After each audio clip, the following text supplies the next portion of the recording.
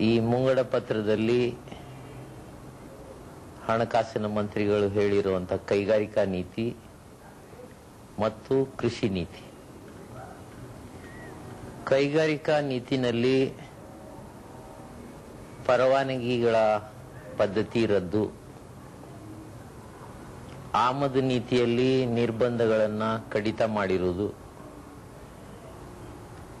ಜಾಗತಿಕ ಪೈಪೋಟಿ ಕಾರಣ ಆರ್ಥಿಕ ಸಂಪತ್ತಿನ ಏಕಸ್ವಾಮ್ಯಕ್ಕೆ ದಾರಿ ಮಾಡಿಕೊಡ್ತಾ ಇರುವುದು,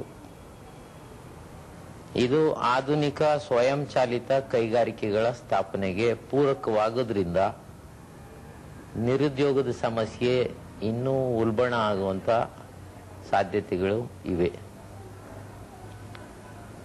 ಕೃಷಿ ನೀತಿನಲ್ಲಿ ಈಗಿರುವಂತ ರಸಗೊಬ್ಬರದ ಸಬ್ಸಿಡಿ, ಕೀಟನಾಶಕಗಳ ಮೇಲಿನ ಆಮದು ತೆರಿಗೆ ರದ್ದು, ಇವುಗಳಿಂದ ಕೈಗಾರಿಕಾ ಕ್ರಾಂತಿ ಆಗಲ್ಲ. ಇದರ ಜೊತೆಗೆ ಕೆಲವು ಹೊಸ ಅಂಶಗಳನ್ನ ಹಣಕಾಸಿನ ಮಂತ್ರಿಗಳು ಸೇರಿಸಿದ್ದಾರೆ. ಬೀಜಗಳ ಆಮದಿಗೆ ಹಾಕಿರುವಂತಹ ತೆರಿಗೆಯಲ್ಲಿ ಕಡಿತ, ಇದರಿಂದ ಬಹುರಾಷ್ಟ್ರೀಯ ಸಂಸ್ಥೆಗಳು ನಮ್ಮ ದೇಶದ ಒಳಗೆ ಪ್ರವೇಶ ಮಾಡಿ ಸಾವಿರಾರು ವರ್ಷದಿಂದ ನಮ್ಮ ರೈತರು ಇಟ್ಕೊಂಡಿರುವಂತಹ ಬೀಜದ ಮೇಲಿನ ಸ್ವಾಮ್ಯ ಮತ್ತು ಸಾರ್ವಭೌಮತೆ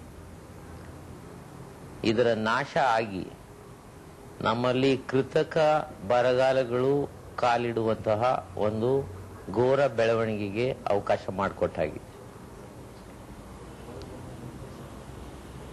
ಇದನ್ನ ಬಿಟ್ಟರೆ ಒಟ್ಟಾರೆ ಬೆಲೆ ಏರಿಕೆ ನಿಯಂತ್ರಣ ಮಾಡೋದಕ್ಕೆ ಹಣಕಾಸಿನ ಮಂತ್ರಿಗಳು ಯಾವುದೇ ಕಾರ್ಯಕ್ರಮ ಹಾಕದ ರೀತಿ ಕಾಣಿಸ್ತಾ ಇರೋದು ಒಂದೇ, ಸಾರ್ವಜನಿಕ ವಿತರಣಾ ವ್ಯವಸ್ಥೆ ಅಂತ ಏನಿದೆ, ಪಬ್ಲಿಕ್ ಡಿಸ್ಟ್ರಿಬ್ಯೂಷನ್ ಸಿಸ್ಟಮ್, ಅದರ ಮೂಲಕ ಬೆಲೆ ಏರಿಕೆ ತಡೆಯುವಂತಹ ಒಂದು ಮಾತಿದೆ ಹೊರತು ಅದನ್ನು ಬಿಟ್ಟು ಬೇರೆ ಯಾವುದೇ ಸ್ಪಷ್ಟವಾದ ಪ್ರಯತ್ನ ಬೆಲೆ ಏರಿಕೆ ನಿಯಂತ್ರಣಕ್ಕೆ ಇಲ್ಲ.